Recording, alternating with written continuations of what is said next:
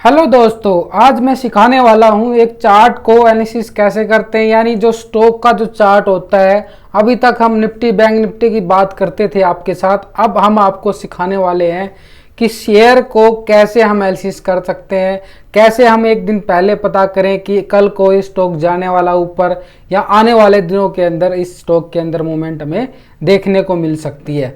तो आपको पहले करना क्या होगा कि पहले पेपर ट्रेडिंग करनी होगी उसके ऊपर, उसके बाद आप अपना स्ट्रॉन्ग व्यू बना के उसके बाद अपना एक जो भी है रिस्क ले सकते हैं। लेकिन उससे पहले मैं आपको गाइड करूंगा कि आप पहले पेपर ट्रेडिंग के अकॉर्डिंग ही ट्रेड करना, अपने कॉपी पे नोट कर लेना। जो मैं आज आपको बताने जा रहा हूं उसके अंदर आपको कैसे एनालिसिस करनी है, एक शेयर के चार्ट को कैसे हमने उसका अंदर एक अपना स्ट्रॉन्ग व्यू बनाना है। तो आपका स्वागत है विकास टेक एनालिसिस में, और मैं आपको सिखाने जा रहा हूं कि शेयर के चार्ट को कैसे एनालिसिस करना है। अगर आपने चैनल को सब्सक्राइब नहीं किया तो चैनल को सब्सक्राइब कर लीजिएगा, बेल आइकन को दबा लीजिएगा, क्योंकि मैं आपको डेली कुछ ना कुछ सिखाने वाला हूं शेयर मार्केट के अंदर, जो आपको बिल्कुल फ्री में सिखाता हूं। आप लोग इसकी फीस देते फिरोगे, उससे अच्छा है आपको फ्री सीख लो, क्योंकि जो मैं सिखा रहा हूं वो आपको पेड में भी नहीं मिलता। सही बता रहा हूं, आपको पेड में भी नहीं मिलता। अभी जो मैंने चार्ट लगाया है वो कैनरा बैंक का चार्ट है, और कैनरा बैंक के चार्ट पर हम स्ट्रॉन्ग एनालिसिस बनाएंगे अपना कि मूवमेंट किस साइड जाता हुआ हमें ये बैंक दिख सकता है। और इसके अंदर अगर हमें अच्छी तेज़ी नज़र आती है तो हम अपनी पेपर ट्रेडिंग करके रिस्क लेके जो भी है आप अपना कर सकते हैं। तो उसके अकॉर्डिंग हम अभी यहाँ पे एनालिसिस करते हैं। देखो, जब मार्केट गिरा पिछले 2 दिन से, पहले स्टॉक स्टार्ट होता जुलाई से, यहाँ पे बिल्कुल मार्केट डाउन आया था, और उसके बाद जुलाई के महीने में इस मार्केट के अंदर जब स्टॉक ने अपसाइड का मूव दिखाया तो स्टॉक एक जाता अपसाइड की मूव दिखाता हुआ हमें जो क्लोजिंग होती है इसकी अगस्त में जो 240 के नियर चला जाता है। उसके बाद इसके अंदर जब मार्केट के अंदर प्रॉफिट बुकिंग आती है तो इसके अंदर भी दबाव आता है। यहाँ पे आप चेक करिए कि दबाव आया मार्केट के अंदर, जब इसके अंदर भी कैनरा बैंक के अंदर भी एक हावी हुई कि प्रॉफिट बुकिंग।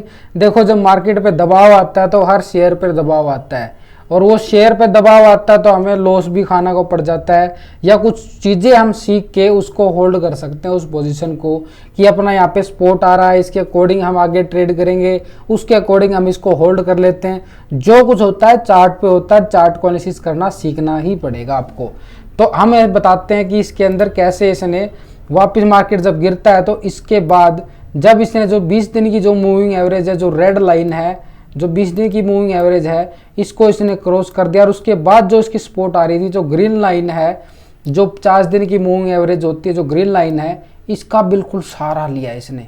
इतना इस पे रिस्पेक्ट दिया इस लाइन को, इतना सपोर्ट को इतना रिस्पेक्ट दिया कि स्टॉक ने वापस रिवर्सल के संकेत दिए यहाँ पे।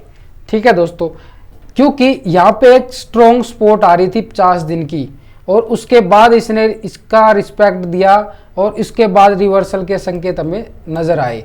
अब आगे क्या है, देखो, रिस्पेक्ट दिया, बहुत अच्छी बात है। उसके बाद क्या है कि 20 दिन की जो मूविंग एवरेज है इसके ऊपर ही इसने क्लोजिंग दे दिया आज का। आप देख पा रहे हो, मैं आपको जूम करके दिखा देता हूं, चलिए आपको और अच्छी तरह समझ में आ जाएगा। ये देखिए, बिल्कुल जूम कर दिया मैंने इसको, और अब आपको बिल्कुल और क्लियर समझ में आएगा। आपको सिखाना ही मेरा लक्ष्य है। तो अभी ये देखिए, यहाँ पे इसने इसको रिस्पेक्ट दी, और उसके बाद इसके अंदर एक रिवर्सल का मूवमेंट आया, और उसके बाद जो ये मूविंग एवरेज थी रेड, यानी 20 दिन की जो मूविंग एवरेज थी, इसके ऊपर इसने क्लोजिंग दे दी आज। इसकी जो क्लोजिंग होती है 229 रुपये पे क्लोजिंग होती है। यानी क्या ये नेक्स्ट मंथ के अंदर या आने वाले कुछ दिन के अंदर इसके अंदर अच्छी तेजी नजर आ सकती है, उसी के बिहाफ पे मैं इसके अंदर एनालिसिस कर रहा हूँ। और तेजी आएगी भी तो कहाँ तक आएगी वो भी देखना एक लॉजिक की बात होगी। आएगी तेजी ठीक है, लेकिन आएगी कहाँ तक, कहाँ पे हम स्टॉप लॉस के अकॉर्डिंग ट्रेड करेंगे या पेपर ट्रेड करेंगे, उसके बिहाफ पे आगे हम एनालिसिस करते हैं। तो अभी इसने यहाँ पे इसको रिस्पेक्ट दिया, तो यहाँ पे आ गई हमारी जो 218 पे इसकी एक सपोर्ट मान के चलेंगे यहाँ पे। तो यहाँ पे एक ड्रॉ लाइन कर देते हैं। ठीक है, आप कहीं नॉलेज के अकॉर्डिंग हमें याद भी रह जाएगा कि हमने यहाँ पे एनालिसिस किया था। तो यहाँ पे जो इसकी 218 पे, ये देखें 218 पे इसकी एक सपोर्ट बन गई। अब बनी कैसे, देखो लॉजिक कितने आगे इसके साथ ही।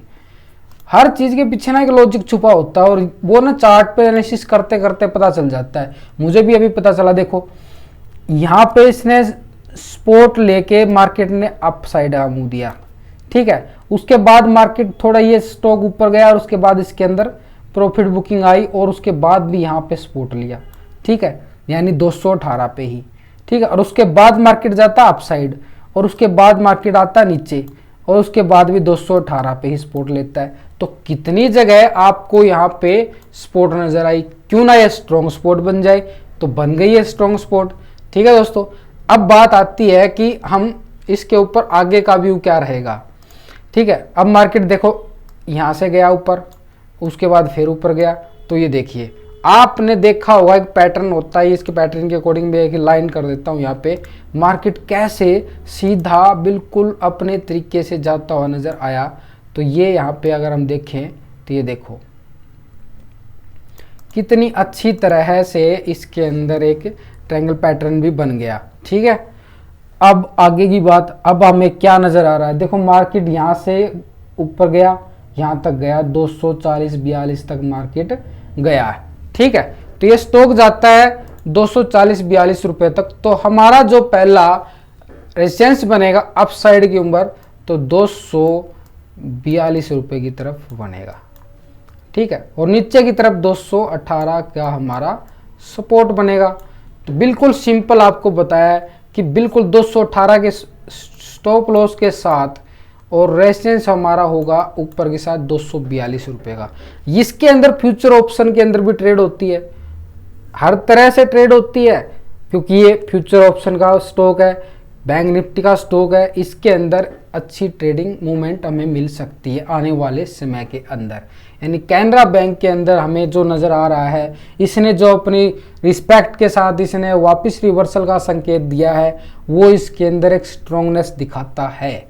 तो ऐसे हमने कैनरा बैंक के ऊपर अपना एनालिसिस किया। अगर आप भी किसी स्टॉक पर एनालिसिस करवाना चाहते हो ना, तो कमेंट करके बता देना यार, मैं उसके ऊपर वीडियो बना दूंगा। आपको अच्छी भी लगेगी, आप सीख भी जाओगे। देखो जितना कमेंट करोगे आपके लिए उतना ही बढ़िया रहेगा, क्योंकि मेरे लिए उतना बढ़िया, क्योंकि मेरा कॉन्फिडेंस आता है। और आपके लिए ये रहेगा कि आपको एक एनालिसिस मिल जाएगी फ्री में मिल रही है। और मैं टेलीग्राम चैनल पर भी आपको लाइव स्पोर्ट सारा दिन देता ही रहता हूँ, फ्री में देता रहता हूँ यार, कोई पैसे नहीं लेता, हर तरह से आपको सपोर्ट फ्री में कर रहा हूँ। आप चैनल को सब्सक्राइब करना तो बनता है ना, तो कीजिए, वीडियो को लाइक कीजिए, शेयर कीजिए, बेल आइकन को जरूर दबा लो, ताकि मैं डेली आपको नोटिफिकेशन मिलेगा। आपको जो भी सिखाऊंगा आपको बिल्कुल अच्छी तरह से सिखाने की मेरी कोशिश रहती है।